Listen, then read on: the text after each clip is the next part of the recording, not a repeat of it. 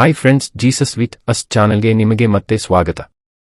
ದಯವಿಟ್ಟು ವಿಡಿಯೋವನ್ನು ಸ್ಕಿಪ್ ಮಾಡದೆ ಪೂರ್ತಿ ನೋಡಿ ದೇವರ ವಾಕ್ಯವನ್ನು ಸಂಪೂರ್ಣ ತಿಳಿಯುವಿರಿ. ನೀವು ಫಸ್ಟ್ ಟೈಮ್ ನಮ್ಮ ಚಾನೆಲ್ಗೆ ಬಂದಿದ್ದಾರೆ, ದಯವಿಟ್ಟು ಸಬ್ಸ್ಕ್ರೈಬ್ ಮಾಡಿ. ವಿಡಿಯೋವನ್ನು ಲೈಕ್ ಮಾಡಿ, ವಿಡಿಯೋವನ್ನು ನಿಮ್ಮ ಸ್ನೇಹಿತರಿಗೆ ಶೇರ್ ಮಾಡಿ. ನಿಮ್ಮಿಂದ ನಮಗೆ ಹೊಸ ವಿಡಿಯೋ ಮಾಡಲು ಸ್ಫೂರ್ತಿ ಸಿಗುತ್ತದೆ.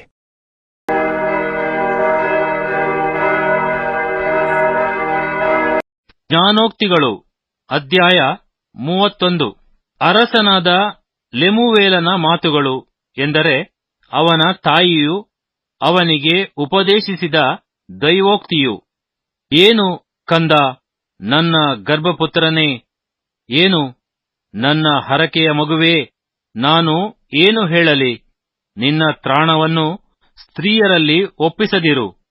ರಾಜರಿಗೆ ವಿನಾಶಕರವಾದ ದಾರಿಗೆ ತಿರುಗಬೇಡ. ದ್ರಾಕ್ಷಾರಸವನ್ನು ಕುಡಿಯುವುದು ರಾಜರಿಗೆ ಯೋಗ್ಯವಲ್ಲ. ಲೆಮುವೇಲನೇ, ಅದು ರಾಜರಿಗೆ ಯೋಗ್ಯವಲ್ಲ. ಮದ್ಯವೆಲ್ಲಿ ಎನ್ನುವುದು ಪ್ರಭುಗಳಿಗೆ ವಿಹಿತವಲ್ಲ. ಕುಡಿದರೆ ಅವರು ಧರ್ಮ ನಿಯಮಗಳನ್ನು ಮರೆತು ಬಿಟ್ಟು ಬಾಧೆ ಪಡುವವರೆಲ್ಲರ ನ್ಯಾಯವನ್ನು ವ್ಯತ್ಯಾಸ ಮಾಡುವರು.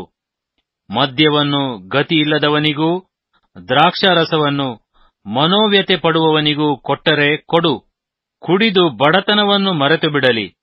ಶ್ರಮೆಯನ್ನು ಇನ್ನೂ ಜ್ಞಾಪಕಕ್ಕೆ ತಾರದಿರಲಿ. ಬಾಯಿಲ್ಲದವರಿಗೂ ಹಾಳಾಗಿ ಹೋಗುತ್ತಿರುವವರೆಲ್ಲರಿಗೂ ನ್ಯಾಯವಾಗುವಂತೆ ಬಾಯಿ ತೆರೆ. ಬಾಯಿ ತೆರೆದು ಧರ್ಮವನ್ನು ನಡೆಸು. ದೀನ ದರಿದ್ರರಿಗೆ ನ್ಯಾಯವನ್ನು ತೀರಿಸು.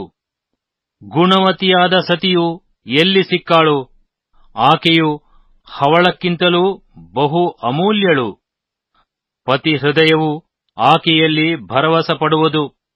ಅವನು ಕೊಳ್ಳೆ ಕೊಳ್ಳೆಯಾಗಿ ಸಂಪಾದಿಸುವನು. ಆಕೆಯು ಜೀವಮಾನದಲ್ಲೆಲ್ಲ ಅವನಿಗೆ ಅಹಿತವನ್ನು ಮಾಡದೆ ಹಿತವನ್ನೇ ಮಾಡುತ್ತಿರುವಳು. ಉಣ್ಣೆಯನ್ನು ಸೆಣಬನ್ನು ಹುಡುಕಿ ತಂದು ಕೈಗೆಲಸವನ್ನೆಸಗುವಳು.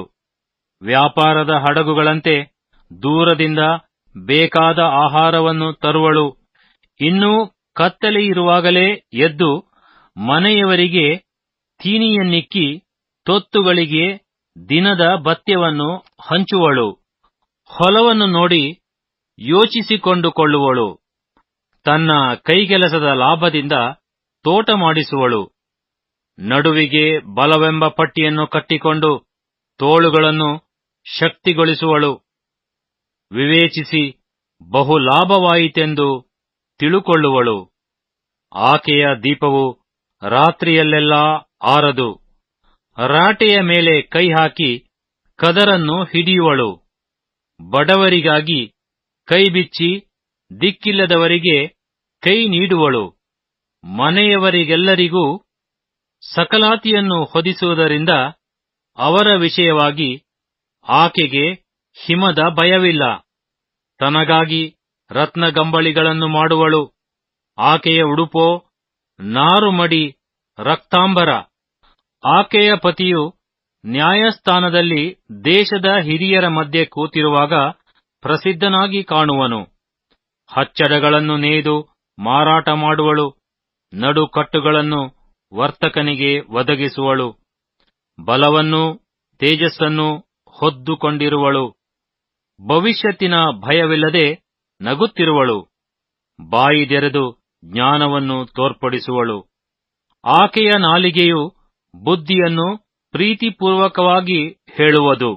ಸೋಮಾರಿತನದ ಅನ್ನವನ್ನು ತಿನ್ನದೆ ಗೃಹ ಕೃತ್ಯಗಳನ್ನೆಲ್ಲಾ ನೋಡಿಕೊಳ್ಳುವಳು. ಮಕ್ಕಳು ಎದ್ದು ನಿಂತು ಆಕೆಯನ್ನು ಧನ್ಯಳು ಎಂದು ಹೇಳುವರು. ಪತಿಯು ಸಹ ಬಹುಮಂದಿ ಸ್ತ್ರೀಯರು ಗುಣವತಿಯರಾಗಿ ನಡೆದಿದ್ದಾರೆ. ಅವರೆಲ್ಲರಿಗಿಂತಲೂ ನೀನೇ ಶ್ರೇಷ್ಠಳು ಎಂದು ಆಕೆಯನ್ನು ಕೊಂಡಾಡುವನು. ಸೌಂದರ್ಯವು ನೆಚ್ಚತಕ್ಕದ್ದಲ್ಲ, ಲಾವಣ್ಯವು ನೆಲೆಯಲ್ಲ. ಯೆಹೋವನಲ್ಲಿ ಭಯಭಕ್ತಿಯುಳ್ಳವಳೇ ಸ್ತೋತ್ರ ಪಾತ್ರಳು. ಆಕೆಯ ಕೈಗೆಲಸಕ್ಕೆ ಪ್ರತಿಫಲವನ್ನು ಸಲ್ಲಿಸಿರಿ.